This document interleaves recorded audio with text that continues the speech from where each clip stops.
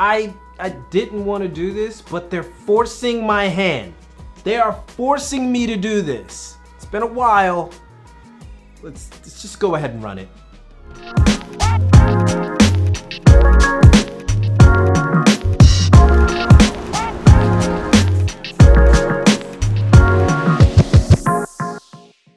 What up, everybody? It's your boy Reggie Casual, and the last few days have been me trying to wrap my head around this whole Bape thing. We all know the label, and some of you may even have some fond memories of it. The old Bape logos, exclusive, hard to get pieces, and yes, even the legit checks. I honestly don't think anybody misses those, but nonetheless, Bape has etched itself in the memories of nearly every streetwear head from past to present, and for over 25 years, the label has been the default setting when you talk about Japanese streetwear.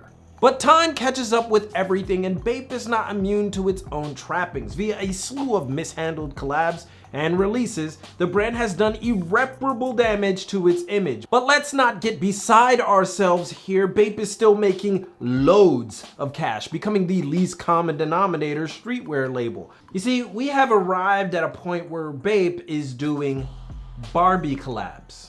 Just let that sink in. Barbie.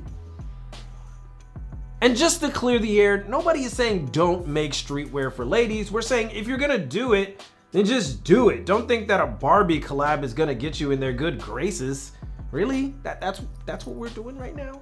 Since the IT acquisition, which brought on various accessory lines and collaborations both notable and questionable alike, Bape has been devoid of new ideas, regurgitating old patterns, relying heavily on its past, and ignoring its present. I mean, there was a time that Bape and Supreme occupied the same discussion, like really.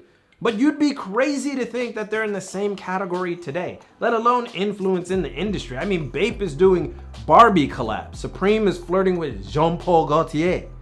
No, I didn't say it right, but close enough.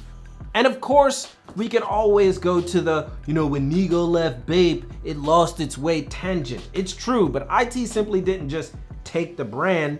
It kept the same formula and decided the best way to expand it was to put that formula into overdrive. Until fans were left with Minions, Popeye, Felix the Cat, and yes, Barbie collabs. It's because Bape does collabs with everything under the sun these days that things have already entered into the land of the downright absurd. It's almost like a running joke at this point. Even when something seems like it might be an exciting collaboration or release, there's a strong chance it'll be a disappointment. It's like the label or the operators are hell-bent on not giving the fan base what it wants, or simply doesn't care enough to understand Bape's core consumer. Time and time again, fans are left scratching their heads at what should be surefire hits like Capcom and Dragon Ball, only for them to be shoehorned into Baby Milo novelty tees and hoodies, which are popular when they release, but are ultimately just that, novelty collectibles that are unfit for consistent wardrobe rotation. It's basically made for children now. We can admit that. I mean, because if you see anybody in any of that gear, you'll be embarrassed for them. If they're taking it serious, of course. And what makes it doubly upsetting, whatever, it's that other labels like Extra Large are able to make some pretty tasteful stuff that strikes a good balance between celebrated franchise and wearable piece. And it's now important for us to ask the question, what does Bape actually represent? I mean, I would like to know. There was a time that Bape was hip hop and urban inspired, and even today a lot of cats in hip hop and sport still wear it. Some even do collabs with Bape, but does it really represent hip hop? Like, does it really? I mean, that's a real good question.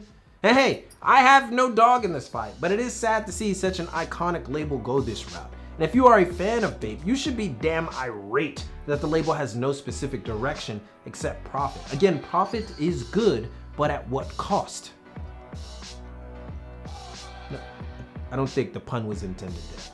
Take Japan for instance. Anybody who lives here knows Bape is largely ignored by the Japanese and has been completely taken over by resellers primarily from mainland China. That is not a dig, that's just the truth. And Bape as a company has wholeheartedly embraced these individuals because it makes the label seem like it's so popular in Japan, when in reality, it's the opposite. Outside of the people you see in the line who are involved in fashion, it is an afterthought, which has immensely devalued the brand as it uses its releases as marketing stunts. For true fans, it's not that Bape needed to be more limited or needed more collabs. All it needed was to be more accessible. And admittedly, they did that, which is why LA and Paris openings were a great idea. But for every home run, international expansion, neighborhood, mastermind, double taps, and ready-made collabs, there is an equal, if not more damaging strikeout. Like, I keep saying it, but Barbie, Minions, or just Baby Milo, anything. We've gotten to the point where sure things like Adidas Bape Ultra Boost, they drop and they're looked at with disdain by more than a handful of Bape heads, like strong Bape heads. And now just to piggyback off of this, we have the Barbie collab, the proverbial icing on the cake, if you will. Its aim to put more exposure on the label's offerings for young women.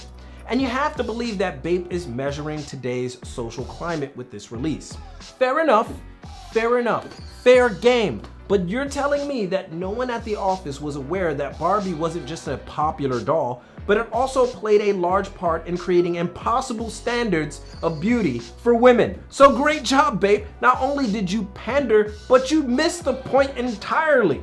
Not a good look at all. So can Bape clean it up?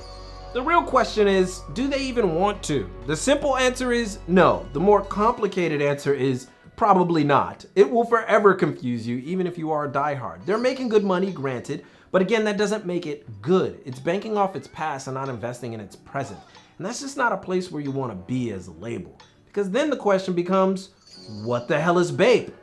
And if you have to answer that question, then you know you're in a bad place. Or you're a show on The Casual. That's the casual take, but what are your thoughts on a bathing ape in today's world? Let that be known in the comments. And I promise this won't happen again, unless Bape does something else that ruffles the feathers. In any case, if you like this video, give it a thumbs up. Follow your boy on Instagram at Reggie Casuals. See the stuff that I put together out here in Tokyo and exclusive vlog live streams. Also, follow at thecasual.co to check out the fits and finds out here in Japan. そして、まだやっていないなら subscribe を忘れないように. If you haven't already, don't forget to subscribe, but most importantly, keep it locked right here for all of your info on international street fashion and culture from Tokyo. It's your boy, and keep it casual. よろしくお願いします. And I'll see you guys in a minute.